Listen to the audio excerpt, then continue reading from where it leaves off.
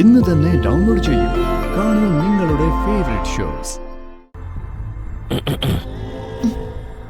പ്രകാശേട്ടാ,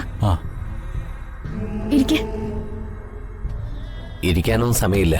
എനിക്ക് ജഗനോട് കുറച്ച് സംസാരിക്കാനുണ്ട്. സംസാരിക്കാനുണ്ടെന്നോ? എന്താ സംസാരിക്കാനുള്ളത്?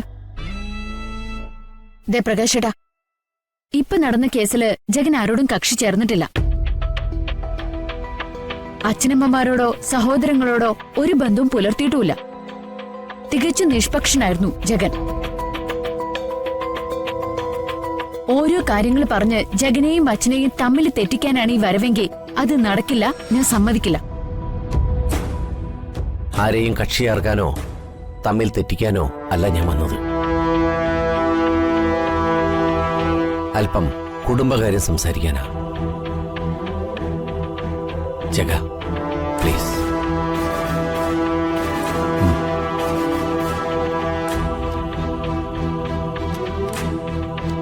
ഞാനിപ്പോ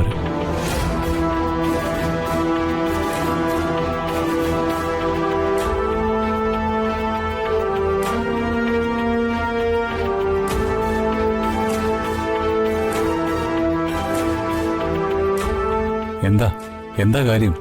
മനോജിന്റെ ഭാര്യ ഹരിത, അതായത് എന്റെ പെങ്ങള്, ഗർഭിണിയാണ്.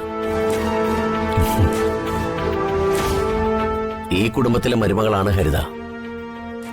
ഈ സന്ദർഭത്തില് എന്റെ അച്ഛനും അമ്മയും വേണം അവളെ ചെന്ന് കാണാനും അനുഗ്രഹിക്കാനും മറ്റു വേണ്ടപ്പെട്ട കാര്യങ്ങൾ ചെയ്യാനും. പക്ഷേ അവരിപ്പോ അങ്ങോട്ട് ചെന്നാൽ കേസിന്റെ കാര്യവും പറഞ്ഞ് ജഗന്റെ അച്ഛൻ അവരെ അപമാനിച്ചൊന്നും വരും. പിന്നെ എനിക്ക് അങ്ങോട്ട് പോകാനും പറ്റാത്ത സാഹചര്യം. അതുകൊണ്ട് ഈ കുടുംബത്തിന്റെ പ്രതിനിധികളായി ജഗനും വന്ദനയും കൂടി അവരെ ചെന്ന് കാണണം. പ്രകാശേട്ടനല്ലേ ഈ കുടുംബത്തിലെ മൂത്ത മകൻ? ആ സ്ഥിതിക്ക് പ്രകാശേട്ടനും സുചിത്രച്ചുകൊണ്ട് പോയി കാണുന്നല്ലേ നല്ലത്. അതിലും പ്രശ്നമുണ്ട്. ഹരിതയും സുചിത്രയും തമ്മില് മാനസികമായിട്ട് ചേർച്ചയിലല്ല. സുചിത്ര ഹരിതയെ കൊണ്ട് എച്ചിൽ പാത്രം കഴിയിച്ചു എന്നുള്ള കുറ്റത്തിലല്ലേ ഹരിത ഇവിടം വിട്ട് പോയത് തന്നെ. അതുകൊണ്ട് സുചിത്ര പോയാലേ ശരിയാവില്ല. വന്ദനയാണ് അവളെ ആദ്യത്തെ കുഞ്ഞിനെ കൊന്നതെന്നാണ് ഹരിതയുടെ വിശ്വാസം. അതുകൊണ്ട് വന്ദന പോയാലും ഹരിത പ്രശ്നം ഉണ്ടാക്കില്ലേ?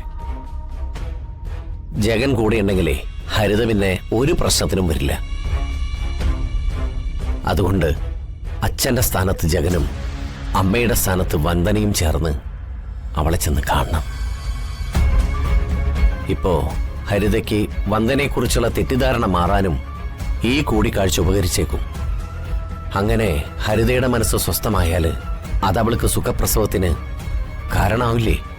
പ്രകാശേട്ടൻ പറഞ്ഞത് ഉത്തരവാദിത്തപ്പെട്ട ഒരു കുടുംബനാഥൻ പറയുന്ന കാര്യങ്ങൾ തന്നെയാ. ഹരിതയുടെ ഈ അവസ്ഥയില് ആരെങ്കിലും ഹരിതയെ കാണാൻ പോകുന്നത് ഒരു നല്ല കാര്യമാണെന്നാണ് എനിക്ക് തോന്നുന്നത്. എന്തായാലും ഞാൻ വന്ദനയോടൊന്ന് സംസാരിച്ച് നോക്കട്ടെ. ആയിക്കോട്ടെ. എന്നാ ഞാൻ ഇറങ്ങട്ടെ. ചായ കുടിച്ചിട്ട് പോ. ഇപ്പൊ ഒന്നും വേണ്ട.